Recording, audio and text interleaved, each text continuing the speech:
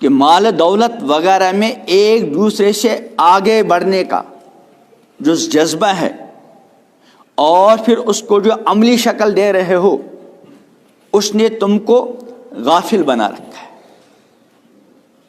مال حاصل کرنا، دنیا کی کوئی نعمت حاصل کرنا، یہ ممنوع نہیں، لیکن اس کے ساتھ اتنا مشغول ہو جانا کہ انسان اپنے مقصد ہی کو بھول جائے، یہ شریعت کی نگاہوں میں مذموم ہے۔ اب یہ غفلت ایمان والوں میں بھی ہوتی ہے، غیر ایمان والوں کو تو مسئلہ ہی نہیں، ایمان والوں کے بھی اندر غفلت ہوتی ہے۔ غفلت یاد کی ضد ہے، یاد کے جیسے روشنی اور اندھیری، ان دونوں کے اندر تضاد ہے، ایک دوسرے کی ضد ہے۔ ایسی غفلت اور یاد آپس میں ازداد میں سے، غفلت کی ضد یاد اور یاد کی ضد غفلت۔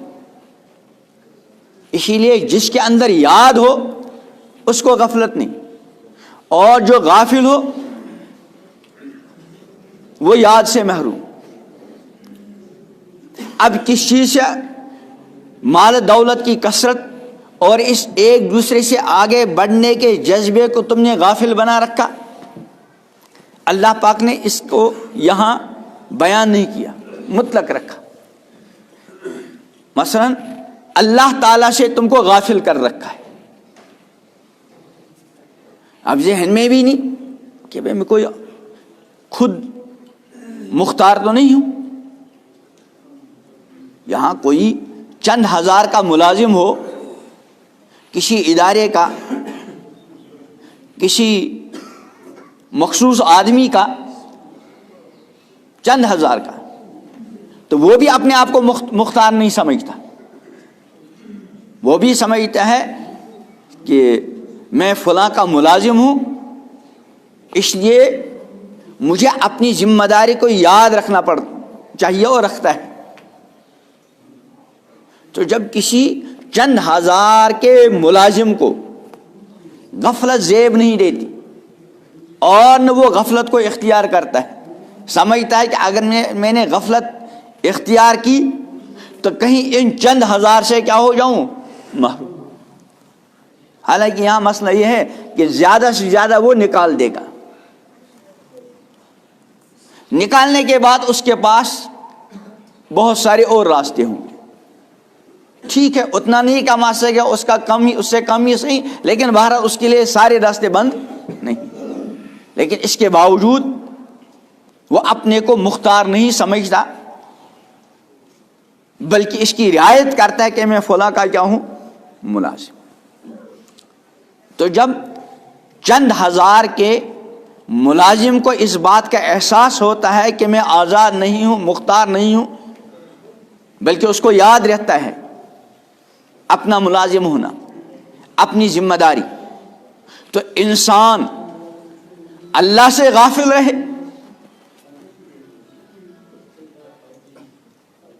اس کا تو کوئی جوڑ ہی نہیں۔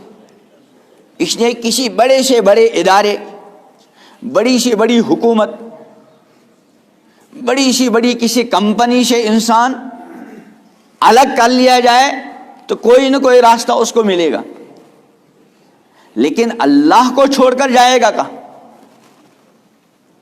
اس لیے تو پڑھتے ہیں نا بیچ میں، لا ملجا ولا منجا من اللہ الا الیہ۔ اس کا خلاصہ ہی ہے کہ اللہ سے بھاگ کر انسان جائے گا کہاں؟ اگر غفلت میں بھاگا پھر ادھر ہی جانا پڑے گا، کوئی ٹھکانہ ہے ہی نہیں۔ تو ایک ہے اللہ تعالی سے غافل، اس اللہ سے غافل ہونے کی ضد جو ہے اللہ کی یاد ہے۔ یہ اللہ کی یاد زبانی بھی ہے، یہ اللہ کی یاد قلبی بھی ہے، اور یہ اللہ کی یاد عملی بھی۔ اسی لیے اللہ تعالیٰ نے تینوں یادوں کا ایمان والے بندے کو مکلف بنا رکھا ہے۔ حکم ہے کہ یا ایھا الذین آمنوا اذکروا اللہ ذکرا کثیرا، اے ایمان والو اللہ کو خوب یاد کرو، اللہ کا خوب ذکر کرو، تھوڑے بہت سے کام نہیں چلے گا۔ فرمایا تھوڑا بہت تو وہ بھی کرتے ہیں جن کے اندر ایمان ہے ہی نہیں، ہاں اظہاری ایمان۔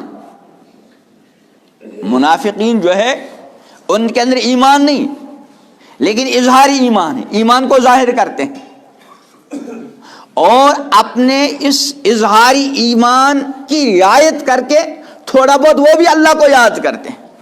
فرمایا وَلَا يَذْكُرُونَ اللَّهَ إِلَّا قَلِيلًا، اللہ کا ذکر بہت کم کرتے ہیں لیکن کرتے ہیں، تاکہ ہمارے ظاہر کی کیا رہے رعایت، کہیں ہمارے ظاہر کو دیکھ کر ہمارے باطن پر استدلال نہ کیا جائے۔ اس لیے منافقین نماز بھی پڑھتے تھے کیونکہ وہ سمجھتے تھے اگر ہم نے نماز چھوڑ دی تو ہمارا اندرون کھل گیا، کیونکہ وہ مبارک زمانہ تھا جہاں ایمان والے کے لیے نماز کا چھوڑنا اس کو سوچا بھی نہیں جا سکتا تھا۔ یا آج کل کا زمانہ نہیں کہ ہر گھر میں اگر 10 آدمی ہیں تو 2-4 نمازی، اکثر گھروں کا یہ حال ہے اور باقی بے نمازی۔